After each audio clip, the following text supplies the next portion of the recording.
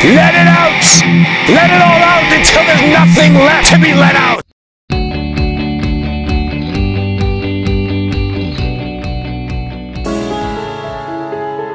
Brad is on the private beaches of Guilford, Connecticut, and today we're going to talk about living in the moment, meditation, and how to grow in your spirit. That's funny.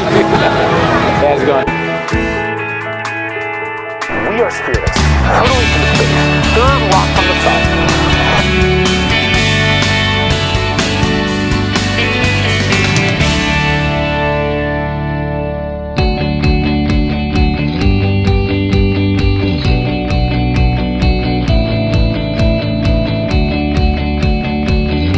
That's the heliport. Fly right up over that building right there.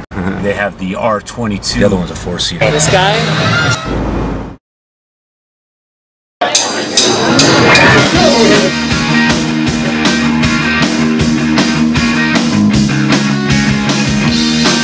Don't get too in your head. Just know what you want and go for it. And like a freight train, roll right over just in productivity. If you can get meditation. Everyone is intrigued by meditation. Remember it.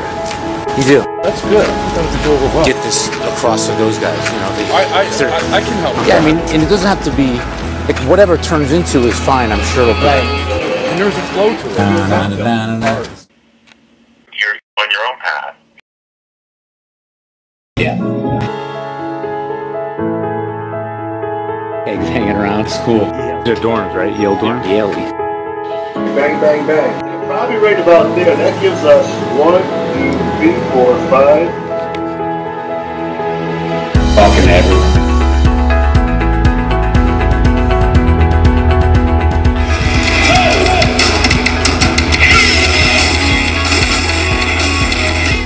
I keep showing everybody the Jenny video. They're like, that's your band? We redid that song, Jenny. I gotta get this. That's me. Radio star. I love it. How long did it take you to grow that? Well, it was like 3 years. Okay. Live and work in one place.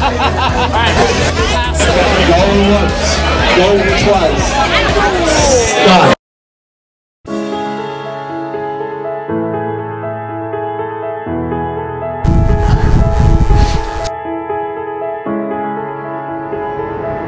Now, what I'm here to tell you may intimidate you because it gets away from dogma and things like organized religion, social conditioning, and just everyday thinking. But today, I want you to consider a different paradigm, a fresh new approach, and a new way of looking at life altogether. So let us just say you could wipe your slate clean and pick and choose the good from the bad while evaluating experiences from the past. Let us say you could see life from a fresh, new, exciting perspective. Let us just say, instead of blindly judging, you could stand objectively. Now, wouldn't that be exciting? What should really intimidate you is you spending the rest of your life trapped deeply inside your head. And what I have for you here today is information that's designed to be a catalyst to see a grander picture, which can trigger you. Sit tight as we delve deep back into the rabbit hole on the subjects of meditation, pettiness, and living in the moment.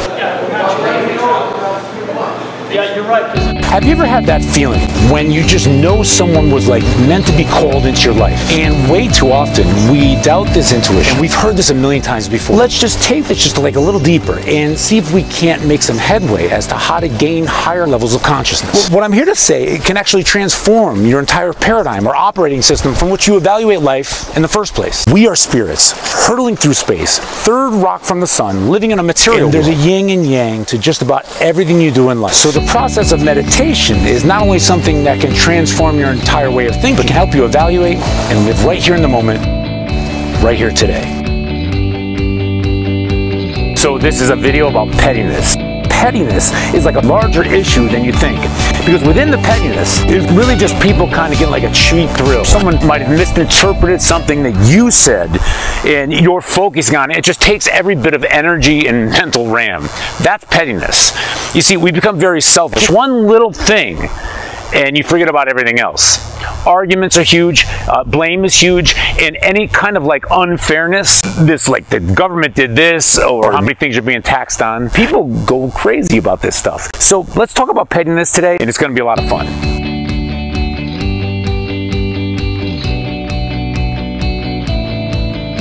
I mean, even if we're talking about like projects we're doing and just one little thing goes wrong, you know, like let's say you're doing a seminar or something and there's just one person who could actually be enjoying it, but he's actually just not like really giving a very happy look. And sometimes, you know, I've seen speakers who will obsess about this. So look right now at where I am. I'm here in Connecticut, and it's not a particular nice day. It's kind of cold out. We just got over a big storm. I lost electricity at my house, and I figured I'd come out here and do a video with y'all. But the air is amazing, and I see the sun, and it's like a cornucopia of like awesomeness. The leaves are changing. This here is just an incredible gift. And oftentimes you'll find people who, quote unquote, are successful, who aren't very happy because they miss these bigger pictures. So all this beautiful parade is going on in front of you right now, but all you can see is that little speck, that little inconvenience, that little imperfection. What's interesting is the size of your problems, or the scope of the stuff that you actually like talk about, is actually the reflection of the person who you really are deep inside. So if you're talking a lot of pettiness about life, you got some growth to do. This also leads to emotional addictions, maybe drug addictions and other things like that, because through the course of time, this could really support you failing as a human being. So what I think most of us do when we're like in pettiness is we create a bunch of like emotions to focus on in order to kind of like shut our eyes to this beautiful picture that is around us, and it's so bright and just basically right in our face that it really is, if you look at it, is overwhelming. One time I hiked the Nepali coast, and it was a stunning hike. As I was hiking, I could see all these cliffs and these beautiful waterfalls, and I decided that, you know, in that moment I would just stay in the moment, look around, and we have to be aware because you can get dragged right back into it. Florida riffraff, but I like that for investment. And I think Arizona, I'm pretty inspired by it. It was interesting to go out there, travel through the remote deserts again, and pull up to these cities and see this growth.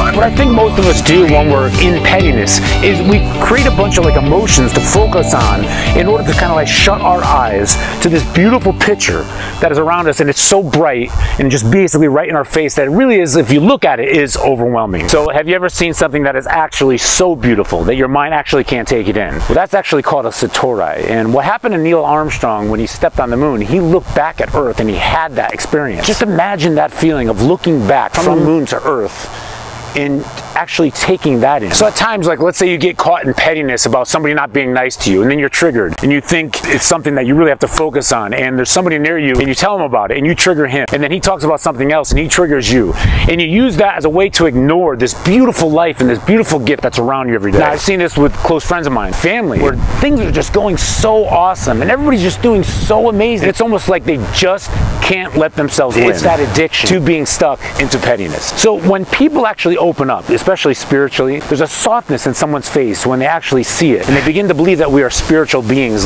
living in a material realm. They start to really create some meaning in their life. Oftentimes what they're unaware of is they're actually creating some real karmic results in their life. And even with karma too, it's not just the actions and what you say, but it's more about attracting people who are in that very negative, dense state. And then it just becomes like a circular motion where your entire life is just kind of like self-reinforcing. You'll be tempted. People come up to you and they'll say, you know what, I got something to complain about here. And they'll go on and on about this pettiness, and they'll find that one little thing that'll trigger you. And you have to be aware enough to make sure and just keep moving forward, because it's contagious. You know, sometimes you got to identify this and spend a little less time with certain people. There's people in my entire upbringing, literally, and you know, we really got along, and these are people that I love. We got kind of caught in pettiness. We're really codependent partners. We needed each other to kind of close ourselves from this beautiful world. A lot of times when people are like bitching about stuff and that kind of thing, you're actually pushing your goals and your values away. Part of you actually does not want this success. So what we have to do is get our values and our beliefs in line, and we have to move away from pettiness. So part of these people who are like locked up in pettiness actually love this. And it's like now they have a purpose and a cause, and let's fight against them. You know, big pharma. And the bottom line is, in order to really get to the next level, the vessel has to be ready to receive it.